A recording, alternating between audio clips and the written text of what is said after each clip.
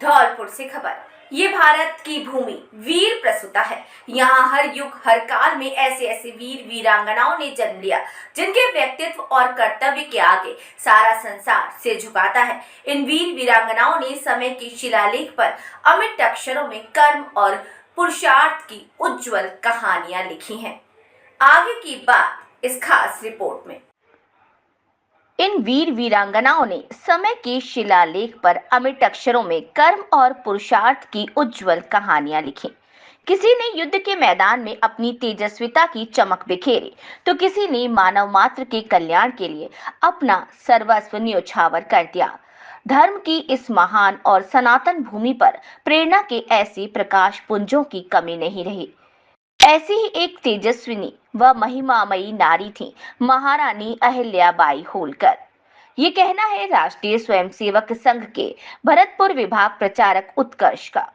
उत्कर्ष लोकमाता देवी अहिल्याबाई होलकर की 300वीं जयंती वर्ष के अवसर पर आयोजित प्रबुद्ध जन संगोष्ठी में मुख्य वक्ता के रूप में बोल रहे थे।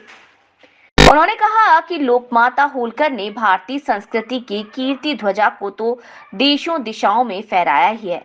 हिंदू परंपराओं और मान्यताओं के अनुकूल आदर्श शासन और राज व्यवस्था का भी स्थापना की।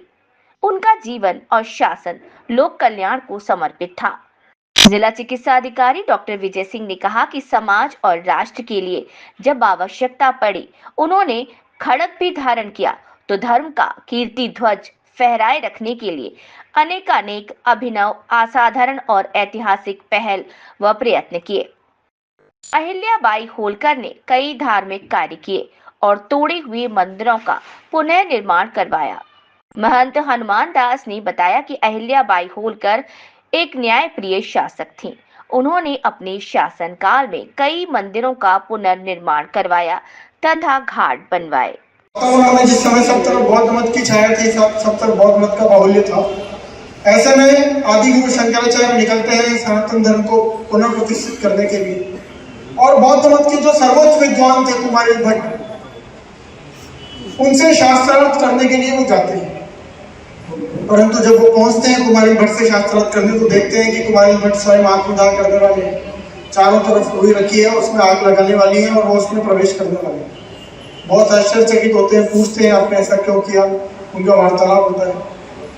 कुल मिलाकर आदि शंकराचार्य उनसे आग्रह करते हैं कि मैं आपसे वार्तालाप करने आया था, मुझे सनातन धर्म की स्थापना करनी है और आपसे वार्तालाप चर्चा शास्त्रार्थ के बिना ये संभव नहीं है, तो मेरे लिए कोई रिश्ता बताएं।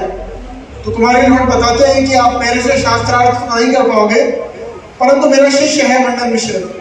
अगर मंडन मिश्र को शास्त्रार्थ में हरा देते हैं तो समझा जाएगा कि मुझे शास्त्रार्थ में हराते हैं, तो इसीलिए आप मंडन मिश्र से शास्त्रार्थ करिए और मैं अब अग्नि में प्रवेश करता हूँ। ऐसा करके कुमारी भट्ट आत्मदाह करते हैं। आदि गुरु शंकराचार्य मंडन मिश्र के पास पहुंचते हैं और उससे आग्रह करते हैं कि मुझे आपसे शास्त्रार्थ करना है, मेरे को ऐसा